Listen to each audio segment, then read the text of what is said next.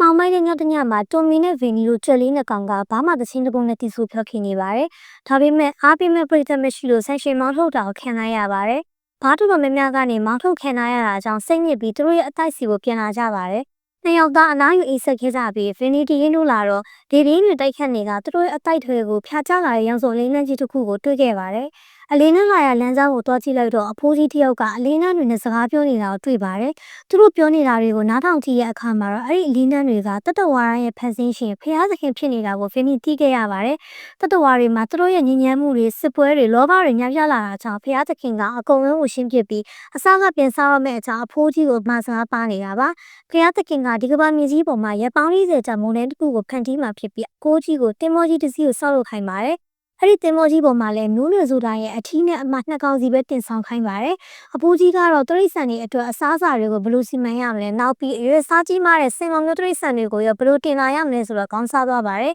။ဖျားသခင်ကတော့အဖိုးကြီးကိုကိုယ်တိုင်ပဲဖြေချဖို့ပြောပြီးတင်မောဆောက်လုပ်ပုံကိုရင်းစာရွက်ပြီးပြန်ပြောက်သွားပါတယ်။ဒါတွေကိုခိုးနှားထောင်နေတဲ့ဗင်နီကတိုမီကိုပြောပြပေမဲ့ဖျားသခင်နဲ့တွေ့ခဲ့တဲ့ဗင်နီကိုတိုမီကမယုံပါဘူး။အဲ့ဒီအချိန်ကောင်းကင်ရံမှာငှက်အုပ်တွေကင်တန်းလာပြီးတတဝါတွေအားလုံးစီကိုဖိတ်စာတွေလိုက်ပေးခဲ့ပါတယ်။ဖိတ်စာထဲမှာတော့အပျော်စီးငင်စီးဖို့အတွက်ပဲပါပြီးကဘာပြတ်ထုတ်မဲ့အကြောင်းကိုတော့အသိမပေးထားပါဘူး။အဖိုးကြီးကတော့အင်အားကြီးတဲ့တရိษံအကူအညီနဲ့တင်မောကြီးတစ်စီးကိုဆောက်လုပ်နိုင်ခဲ့ပါတယ်။ဒီလိုနဲ့တင်မောတက်ရမယ့်နေ့မှာတရိษံမျိုးစိတ်တွေအထီးမှဆုံတွေရောက်လာကြပြီးဗင်နီကကြွတ်မလေးတို့ဟန်ဆောင်ကတိုမီနဲ့အတူလာခဲ့ပါတယ်။ကျန်တဲ့အကောင်တွေကတော့အပျော်စီးတက်လို့တာတိထားကြပေမဲ့ကဘာဖြစ်တော့မှတည်နေတဲ့ဗင်နီတို့အတွက်တော့တင်မောတက်ရဖို့အရန်ကိုအရေးကြီးနေပါတယ်။အစင်ထောနေပြီလို့ထင်ရပေမဲ့တင်မောပေါ်ကိုရောက်တော့မဲ့အချိန်မှာပဲအဖိုးကြီးကသတိထားမိသွားပြီးသူတို့ကိုတားလိုက်ပါတယ်။အဲ့ဒီအချိန်နောက်ထပ်ကျွတ်မလေးတစ်ကောင်ကပေါ်လာတာကြောင့်ဗင်နီတို့နှစ်ယောက်ထဲကတယောက်ကပဲကျွတ်မလေးနဲ့အတူတင်မောပေါ်တက်ရမယ်လို့အကိုကြီးကပြောပါတယ်။အဲ့ဒီအချိန်မှာမုံလိုင်းကလည်းစလာနေပြီဖြစ်တာကြောင့်အခြားသောတိရစ္ဆာန်ကြီးတွေကပြေးလွှားရင်ဗင်နီကိုတိုက်မိပြီးဗင်နီအဝေးကိုလွင့်သွားပါတယ်။တိုမီကဗင်နီကိုပြန်ခေါ်ဖို့ကြိုးစားပေမဲ့ဗင်နီကတော့အနစ်နာခံပြီးနေရခဲ့ပါတယ်။ဒီလိုနဲ့မုံလိုင်းစားမှာတယောက်တည်းရုံးခင်ရှင်တန်နေရတဲ့ဗင်နီတယောက်သူ့လိုပဲကြံရိတ်ခဲ့တဲ့အကောင်လေးနဲ့တွေ့ဆုံခဲ့ပြီးသူတို့ရဲ့ဖေယိုဖေရဲ့လီလီနဲ့အတူတင်မောကြီးနောက်ကိုလိုက်သွားပါတယ်။တစ်ဖက်မှာတော့တရိษံမျိုးစုံလိုက်ပါလာတဲ့တင်မောကြီးပေါ်မှာကြီးနိုင်ငံတွေပြည်ထနာတွေစဖြစ်ကြပြီးချင်းသိတကောင်ကမြဝုံကိုခွေးအားမွေးလို့နဲ့အဖွဲဖွဲလိုက်ပြီးအခြားကိစ္စတွေပေါ်ပိုးချနေပါတယ်။ချင်းသိကအဖိုးကြီးသတ်မှတ်ထားတဲ့စီးကမ်းတွေကိုမလိုက်နာပဲသူ့ရဲ့အပေါင်းပါတွေနဲ့အစားအစာတူလောင်ခန်းကိုဖွင့်ပြီးချဲလဲချီတန်းချဲလဲနေပါတယ်။အဖိုးကြီးကတော့တင်မောကြီးကိုမောင်းဖို့ပဲ့ထိန်နေရတာကြောင့်အောက်ကအခြေအနေကိုမသိခဲ့ပါဘူး။ချင်းသိနဲ့သူ့အဖွဲ့ကတိုးလောင်ကန်နဲ့လှုပ်ချင်ရလုပ်ပြီးတောင်းရင်းကြရင်တင်မောကိုပအောင်လုပ်မိသွားပါတယ်။နောက်ကလိုက်လာတဲ့ဗင်နီတို့လီလီကလည်းတင်မောကြီးကိုမိလာပြီးအပေါက်ကနေပဲအထဲကိုဝင်လာကြပါတယ်။ရေတွေကတင်မောနဲ့စိတ်ဝင်လာနေတာကိုအဖိုးကြီးတို့မိသားစုလည်းတွေ့သွားပြီးအပေါက်ကိုပြန်ဖာဖို့အသေးတန်စူးစမ်းရပါတယ်။အခြားပြည်စံတွေကလည်းအပေါက်ဖာဖို့ကူညီနေကြပေမဲ့ချင်းသိကြီးနဲ့သူ့အပေါင်းပါတွေကတော့အစားအသောက်တွေရေထဲမျောပါမသွားခင်အကုန်စားတော့ဖြစ်နေကြပါတယ်။အပေါက်ကိုဖာပြီးမှတော့အဖိုးကြီးလည်းပင်ပန်းပြီးလဲသွားပါတယ်။ဗင်နီနဲ့တိုမီကတော့ပြန်ဆောင်ခဲ့ကြပြီးအချင်းချင်းပွေ့ဖက်နှုတ်ဆက်ခဲ့ကြပါတယ်။နောက်ရက်မှာတော့ချင်းသိကြီးကတရိษံတွေအားလုံးကိုသူတို့မှတရုံဝင်ခေါင်းဆောင်လို့အတဲ့အကြောင်းပြောပြီးအဲ့ဒီခေါင်းဆောင်ကိုလည်းသူ့ကိုယ်သူပဲခန့်အပ်တဲ့အကြောင်းကိုကြေညာခဲ့ပါတယ်။နောက်ပြီးအခြားတရိษံတွေရဲ့အစားအစာ50%ကိုလည်းချင်းသိကြီးကမတရားသိမ်းခဲ့ပါတယ်။မတရားမှုတွေကိုလက်ပိုက်မကြည့်နေနိုင်တဲ့ကြွက်လေး၃ကောင်ကချင်းသိတဲ့ခွန်အားကြီးရဲ့စင်ကြီးကိုအကျိုးကြောင့်ပြောပြခဲ့ပါတယ်။ဒါပေမဲ့စင်ကြီးကတော့ဒီကိစ္စကိုအဖိုးကြီးရဲ့ခွေးပေါက်လေးတွေကိုထိန်းနေရတာလို့တောင်မှအာရုံမထားပဲသူဘသူနဲ့မှဇေယျမရှုပ်ချင်တဲ့အကြောင်းပြောပြီးဖာတိဖာတာပဲနေခဲ့ပါတယ်။ကြွက်လေးတွေကလည်းချင်းသိကိုစန့်ကျင်မှုသူတို့ဘာသာပဲတိတဆိတ်လှူရှားခဲ့ကြပါတယ်။သူတို့၃ယောက်ကနိုင်ငံတွေမှာချင်းသိကြီးကိုစန့်ကျင်ကြောင်းပုံမြင်ဆွဲထားခဲ့ပြီးအနိုင်ကြီးတဲ့ချင်းသိကိုစန့်ကျင်ကြောင်းကွယ်ရာကနေအော်ခဲ့ပါတယ်။ချင်းသိကြီးကတော့စိတ်ဆိုးသွားပြီးနောက်သက်စည်းကမ်းချက်၃ချက်ထပ်ထုတ်လိုက်ပါတယ်။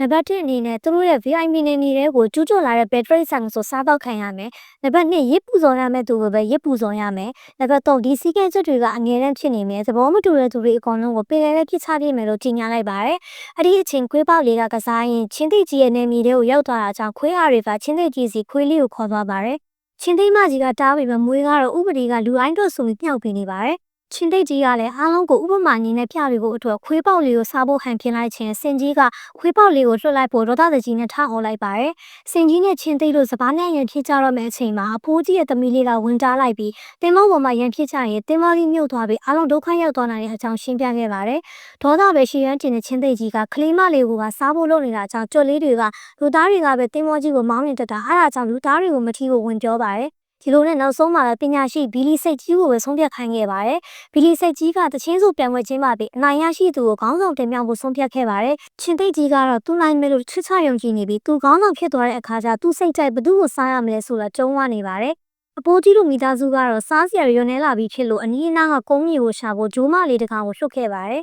။ပရိသတ်တွေကတော့အဆိုပြန်မင်းမှာဆင်ရေးပေးခဲ့ကြပြီးလက်မှတ်ရေးထိုးနေကြပါတယ်။ဒီကန်ပွဲမှာဗင်နီနဲ့တွန်မီတို့လည်းပါဝင်ခဲ့ကြပါတယ်။ပါဝင်ရှင်ပြိုင်မဲ့အကောင်လေးတွေကတီဆိုပရိုဗီဖို့ကိုလေ့ကျင့်နေကြပြီးမြဲတချင်းကားတွေမရှိရကြောင်းတဘိုးကောင်ကဗင်နီနဲ့တွန်မီကိုတချင်းရေးပြီးရောင်းဖို့အကြံပေးပါတယ်။ရှင်သိကြီးကတော့သူ့ရဲ့ကိုပိုင်ကီးဝိုင်းနဲ့အဆိုလေ့ကျင့်ခဲ့ပြီးမြဲကီးချော်ပြီးနဝင်ဆိုးလာတဲ့သူ့အတန်ကြောင့်သူ့မိန်းမအပါဝင်အပေါင်းပါတွေကပဲစိတ်ညစ်နေကြပါတယ်။တစ်ဖက်မှာလည်းဂျိုးလေးနဲ့အတူငှက်ကလေးတစ်ကောင်ကကုန်းမြေရှာဖို့ပင်လယ်ပြင်ကိုဖြစ်ပြန်ကြရင်ဝီလာငါးတစ်ကောင်ကိုအကူအညီတောင်းခဲ့ကြပါတယ်။ရင်းနှီးမြသွားနေပေမဲ့ကုန်းမြေကိုခူးရီရှာမတွေ့သေးတာကြောင့်စိတ်ပြက်လက်ပြက်ဖြစ်နေကြပါပြီ။ဝီလာငါးကြီးကလည်းရေအောက်ကနေဟိုးသွားရင်ပုံမြန်နဲ့အကြောင်းပြောပြီးငှက်လေးတွေကိုသူ့ပါစက်ထဲထည့်သွားပြီးကုန်းမြေကိုသွားရှာကြပါတယ်။တင်မုတ်ပေါ်မှာလည်းကြံမွေးအတွက်ရှုပ်နေကြပြီးကြွက်လေးတွေကတော့အစားတောက်တွေနဲ့လဲပြီးသူတို့ရဲ့သချင်းတွေကိုပြန်ပွဲဝင်တွေကိုရောင်းခဲ့ပါတယ်။ကောက်ကျစ်တဲ့ချင်းသိကြီးကတော့ကျွတ်မလေးကိုတစားခန့်အဖြစ်ဖမ်းလာပြီးသူ့အတွက်သချင်းကောင်းတစ်ပုဒ်ရေးပေးဖို့တွန်မီတို့ကိုချင်းချောက်ပါတယ်။တွန်မီတို့လည်းချင်းသိကြီးအတွက်အကောင်းဆုံးသချင်းတစ်ပုဒ်ကိုအငင်းဆုံးရေးဆက်ပေးခဲ့ပြီးမြဲသချင်းဆိုပါရမီလုံးဝပါမလာတဲ့ချင်းသိကြီးနဲ့ဘလို့မှလိုက်ဖက်မနေခဲ့ပါဘူး။ဒါပေမဲ့ချင်းသိကြီးကဟန်ပြတဲ့နေရာမှာတော့ပိုင်နိုင်တာကြောင့်တွန်မီတို့နှစ်ယောက်ကို